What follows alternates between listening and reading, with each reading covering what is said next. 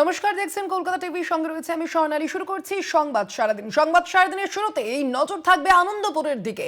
আনন্দপুরে অগ্নিকাণ্ডের 24 ঘন্টা পার, এখনো পর্যন্ত আগুন পুরোপুরি নিয়ন্ত্রণে আনা যায়নি। এখনো পর্যন্ত ঝলসে মৃত্যুর সংখ্যা 8 জনের। এখনো পর্যন্ত কিন্তু যে উদ্ধার কাজ, সেই উদ্ধার কাজ কিন্তু চলছে। আনন্দপুরের যে অগ্নিকাণ্ড, সেই ঘটনায় এখনো পর্যন্ত যে অবস্থা, সেই অবস্থা যথেষ্টই সংকটজনক। অগ্নিকাণ্ডের 24 ঘন্টা পার হয়ে গেলেও এখনো পর্যন্ত কিন্তু আগুন নিয়ন্ত্রণে আনা যায়নি, পুরোপুরি এখনো পর্যন্ত আগুন নিয়ন্ত্রণে আনা যায়নি। এবং যেমনটা জানতে পারা যাচ্ছে, 8 জনের মৃত্যু হয়েছে এই ঘটনায়, এই অগ্নিকাণ্ডের ঘটনায়। আনন্দপুরের যে ঘটনা, সেই ঘটনাতে এখনো পর্যন্ত 8 জনের মৃত্যু হয়েছে বলেই, মাফ করবেন, 8 জনের মৃত্যু হয়েছে বলেই জানতে পারা যাচ্ছে। এবং চলছে এখনো উদ্ধার কাজও, বাড়ছে নিখোঁজের সংখ্যাও। আর ঠিক এই ঘটনা নিয়ে বিজেপি নেতা দিলীপ ঘোষের কি বক্তব্য, শোনাবো আপনাদের। পশ্চিমবাংলাটা জ্বলে গেলেও টিএমসি কিছু যায় আসে না, তাদের সরকারটা থাকলেই হবে। এই যে জায়গায় জায়গায় অবৈধ নির্মাণ, অবৈধ কারখানা, অবৈধ স্টোর, জিনিসপত্র যেখানে সেখানে যে জমা করে দিচ্ছে, তো সরকারি কোনো নিয়ন্ত্রণ নেই, কোনো লাইসেন্স নেই আর ফায়ারের জন্য। ফলে এই ধরনের দুর্ঘটনা ঘটছে, সাধারণ মানুষ, গরিব মানুষ মারা যাচ্ছে, তাদের সম্পত্তি নষ্ট হচ্ছে, সরকারের কোনো হিলদোল নেই। আর এই সরকারের ইচ্ছা শক্তিও নষ্ট হয়ে গেছে কিছু করার জন্য।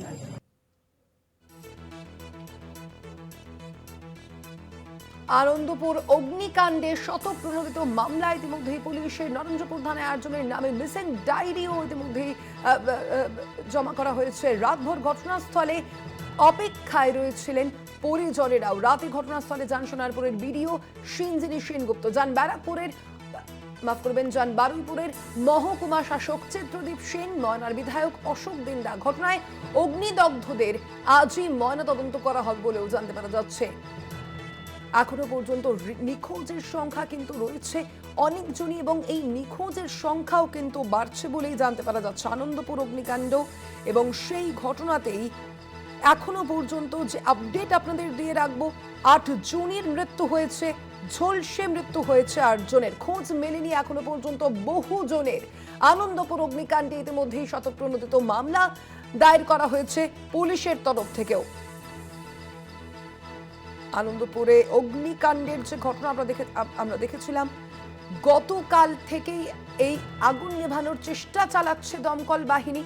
এ বিষয়ে আরো বিস্তারিত জানবো, আপডেট নেব। ফোন লাইনে রয়েছেন প্রতিনিধি সুখদেব দে। সুখদেব, এখনো পর্যন্ত প্রশাসনিক ব্যবস্থা এবং পদক্ষেপ কতদূর এগুলো, কি পরিস্থিতি এই মুহূর্তে সেই গুদামের, কত জনের মৃত্যু হয়েছে বলে জানতে পারা যাচ্ছে? দেখো সোনালী, যে এখনো পর্যন্ত কিন্তু আমরা যেটা পুলিশ সূত্রে জানতে পারছি যে এখনো পর্যন্ত কিন্তু 8 জনের মৃত্যু হয়েছে। তবে অফিসিয়ালি পুলিশ সুপার গতকালই যেটা জানিয়েছিলেন 3 জনের মৃত্যু হয়েছে, সেই 3 জনই কিন্তু এখনো কনফার্ম করেছেন তারা, তার থেকে কিন্তু কিছু বাড়ায়নি। তবে এই ঘটনায় কিন্তু গতকাল রাতে যে ময়নার বিধায়ক অশোক দিন্দা, তিনি কিন্তু এই নরেন্দ্রপুর থানায় গতকাল মধ্যরাতে তিনি আসেন। এসে কিন্তু 8 জন যে পরিবার, যে নিখোঁজ পরিবারের সদস্যরা কিন্তু তারা লিখিত অভিযোগ দায়ের করেছেন।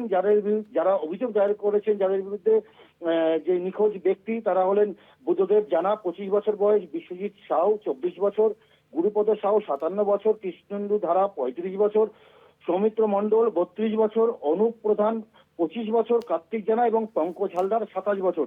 এই 8 জন কিন্তু গতকাল মধ্যরাতে এসে কিন্তু নরেন্দ্রপুর থানায় লিখিত অভিযোগ করেছেন, মিটিং এ অভিযোগ করেছেন। তবে গতকাল থেকেই কিন্তু অভিযোগ করার পরেই কিন্তু আনন্দপুরের একটি গেস্ট হাউসে তারা রাত্রি যাপন করেন। রাত্রি যাপন করার পরেই কিন্তু তারা এখনো পর্যন্ত ঘটনাস্থলেই রয়েছেন, কেননা তাদের যে পরিবারের লোকজন, যে তারা কিভাবে নিখোঁজ হলো, তারা কোথায় গেল, কিভাবে পুলিশের সাথে বারংবার তারা কথা বলছেন। তবে এই যে ঘটনা, এই ঘটনার পরে কিন্তু গতকাল রাতেই কিন্তু এই যে সোনারপুরের যে বিডিও এবং মহকুমা শাসক, সেই মহকুমা শাসক কিন্তু গতকাল রাতেই কিন্তু ঘটনাস্থলে পৌঁছায়। ঘটনাস্থলে পৌঁছানোর পরে কিন্তু তারা বিষয়টা পুলিশের সাথে কথা বলে, দমকল আধিকারিকদের সাথে কথা বলে।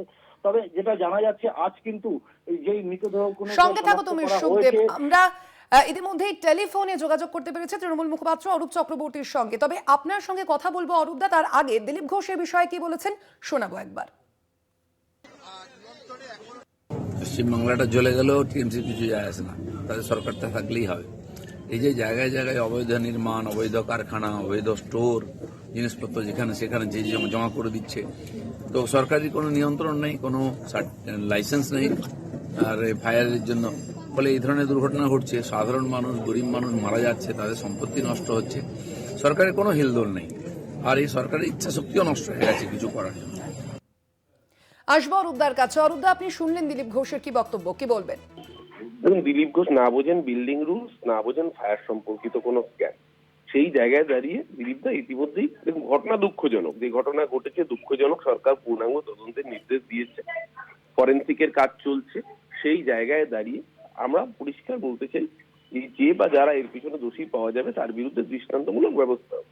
কিন্তু দিলীপ ঘোষকে কার বিরুদ্ধে ব্যবস্থা নিতে বলবে? শুভেন্দু অধিকারী না সুকান্ত মজুমদার? কারণ দিলীপ ঘোষকে ব্রাত্য করে পার্টি থেকে কার্যত তাড়িয়ে দিয়েছিল কারা? দিলীপ দা বহুদিন পরে পার্টিতে ফুটেজ পাওয়ার চেষ্টা করছেন। সেই জায়গায় দাঁড়িয়ে আজকে সস্তার নাটক কুড়ানোর জন্য দিলীপ ঘোষ এসব বলছেন। কিন্তু আমরা আবারও বলছি, শকুনের রাজনীতি, লাঠের রাজনীতি বিজেপির কাজ, অনেকদিন ধরে উৎপেতে বসে রয়েছে। সেই জায়গায় দাঁড়িয়ে মৃত্যু দুঃখজনক, সরকার ব্যবস্থা নিচ্ছে, তদন্ত করছে। ভরসা রাখুন, যেই বা যারা দোষী তাদের কাউকেই রেয়াত হবে না। কিন্তু তার সাথে সাথে দিলীপ ঘোষের বাড়তি ফুটেজ পাওয়ার কোনো প্রয়োজন নেই, কারণ ওনাকে বিজেপি ফুটেজ দেয় না। ধন্যবাদ আপনাকে অরূপদা। আনন্দপুর অগ্নিকাণ্ডের ঘটনায় 24 ঘন্টা পার হয়ে গেছে, এখনো পর্যন্ত আগুন পুরোপুরি নিয়ন্ত্রণে আনা যায়নি। এখনো পর্যন্ত যেমনটা জানতে পারা যাচ্ছে, ঝলসে মৃত্যু হয়েছে 8 জনের। আমাদের সঙ্গে ফোন লাইনে ছিলেন প্রতিনিধি সুখদেব দে। সুখদেব, তোমাকেও ধন্যবাদ।